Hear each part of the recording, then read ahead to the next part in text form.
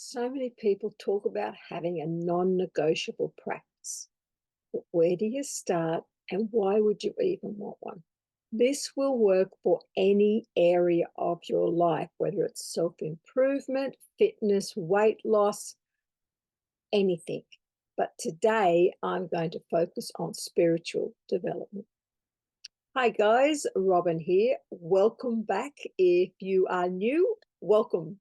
My topics cover where transformation meets spirituality. If that's of interest to you, please consider subscribing and leaving a comment. Or for more information about me and what I offer, you can check out my website, which I will put the link in the description box, or you can find more information about spiritual development on Awake, Aware, Conscious, which is available online in ebook and in print. Okay, let's dive in. A non-negotiable spiritual practice is like having that calm harbour in a stormy sea. It's simply a daily routine that helps you find peace and clarity in your busy world. Anyone can benefit from a non-negotiable spiritual practice. If you are seeking stress reduction, looking for greater clarity and focus, you're on a healing journey, exploring and developing your spirituality, personal growth, transformation. If you want to cultivate consistency and discipline in your life, needing a way to recharge, find inner peace, or you just want find some stability and guidance through a consistent spiritual practice. It covers it all. By setting time aside each day for meditation, journaling, gratitude, or other activities that can nourish the spirit, you create a quiet space where you can feel grounded and you can refocus. It's not just about reducing stress, it's about connecting with yourself and growing in ways that matter to you. Now, creating a non-negotiable spiritual practice involves commitment, intention, and consistency. It's about making spirituality an integral part of your daily life. So here is a practical guide to get you started. Now, it's important to consider all of these steps if you want to really get a good foundation with something that's going to work and really keep you on task. So number one is define your intentions. Start by asking yourself what you want in a spiritual practice. What do you want to get out of it? Get specific. It could be inner peace, connecting with higher power, fostering mindfulness, or working through emotional blocks, but you need to clarify the reason. This is what's going to shape your practice. So you need to understand where you're coming from to know where you're going to go. Number two, you need to start by choosing a core practice. Now, that might be meditation. So finding a meditation technique that resonates with you. It could be mindful, guided, or transcendental meditation. If you can start with a 5 to 10 minute daily and gradually increase, it's a great place to start. Journaling might be what your core practice would be, writing about your thoughts, your feelings, and your spiritual experiences.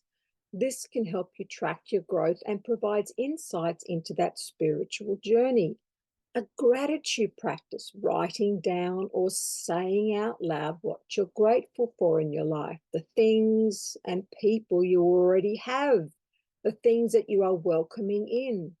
Or maybe it's a breath work or body-centered practice. So you're engaging in deep breathing exercises or yoga so you can connect with your body and release stored emotions.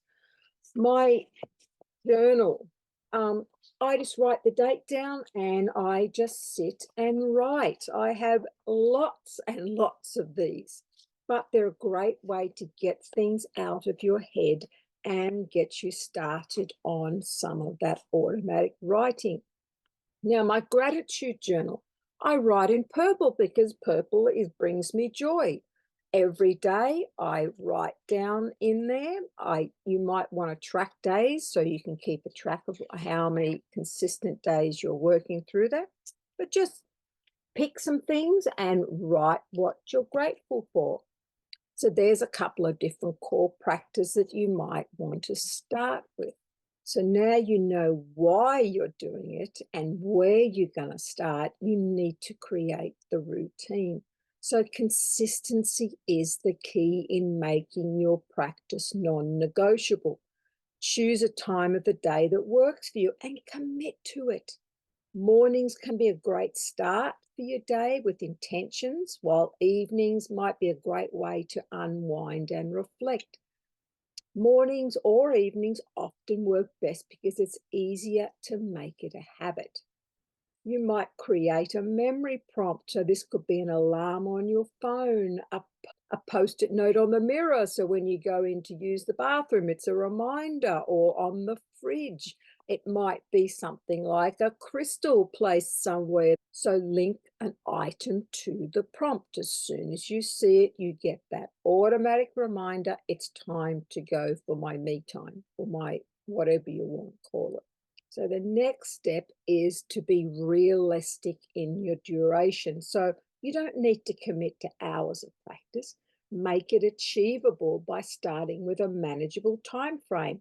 That may be 5 minutes to start, or it might be a 10, 15-minute window, and adjust it as you become more comfortable. This makes it easier to stick to the routine because you can often find those 5, 10, 15 minutes during the day where if it's a longer practice, it's more in consideration for timing. It's better to practice for 10 minutes every day than for 1 hour a week. Consistency is the key to making spirituality a habit. Now you've got your why, you've got your what you're going to do, you've got your routine planned out and how long you're going to do it. How about you create some sort of sacred space or private space? So dedicate a little area in your home for spiritual practice. It can be a corner with a cushion or a chair. Maybe you could make a small little altar of meaningful objects, candles, crystals, or whatever it is, or simply a quiet space free from distractions. So don't set yourself up right next to the TV. This helps you mentally switch into your spiritual practice if it's away from where you generally spend most of your time. So include things that are going to inspire you and make you comfortable and want to be there. Now, eliminating distractions is a very big one. During your practice, turn off notifications, put your phone away and inform others you're not to be disturbed. You could set up a little sign on the door, me time, or close for spiritual maintenance, or inner time out, and just hang it on the door. Teaching others that you value your self-time, particularly kids, and it will encourage them to as well. So this uninterrupted time is crucial to deepen your practice. Now, I'm a really visual person. I like to see things set out. So maybe in your journal, keep a record of your experiences, your insights, any changes in your moods or mindset. That way, when you look back on your book, you can actually see the shift. This can help you stay motivated and you can notice the benefits of your practice. A simple calendar or chart where you can track your progress and your feelings. You might write on there a smiley face for a great day. You might simply color them in. You might do a 1 to 5 on how you found it, but you're tracking it visually and you can then have a look back over time. So set yourself a goal for a certain number of days and then you can celebrate when you achieve it. And then you set a new goal. So you're working towards it. So don't go out and go, I'm going to do 100 days. Start with 7. Yay, I've done 7. Right, I'm going to do a month now. Keep it achievable and keep the goals so you can reach them realistically. It keeps you on track. Nothing motivates like success. My non-negotiable practices have changed over the years. I used to walk the dog before work in the mornings. He was my alarm clock. He would come in and get me. It happened every day. I was out in nature, no distractions of phones or others. I would either walking meditate, I would process emotions, I would reflect. It was my quiet time. And then as things changed in my life, I had to adapt. I had to find a time that worked better when situations changed, when we moved houses, when we moved countries. But there have also been times when I've had no practice at all. I can certainly look back and notice that these were the times that I usually got a lot less done. And really, I had a lot less focus at those times. I've also belonged to and run development circles, meeting weekly, able to share experiences with others and thrive with a group of like-minded people, which then kept us accountable and supported. So here are some important things to remember. Start small and grow gradually. If you can focus on just one thing to start, you will find success much faster, and you all know success helps us stay on track. Focus on consistency. Being regular is the key to success. Experiment with different practices. If you find one practice isn't working, try another. Spirituality is personal. There is no one size that fits all approach. Stay committed and be flexible. Work around unexpected surprises and adapt your plans to suit. Find another time during the day if you can slot it in. Expect challenges. Life can be unpredictable. If you miss a day, don't be too hard on yourself. Simply start over again the next day. Adapt and evolve. Your spiritual practice will evolve as you grow.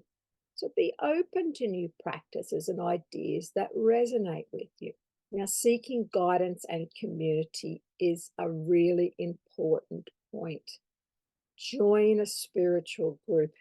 Find like-minded people to share your journey with, in person or online. This could be a meditation group, a yoga class, or a spiritual development group. This is how I first started out. It taught me the basics, gave me a chance to learn and practice while being supported, and gave me a group where we were all just as excited and clueless as each other.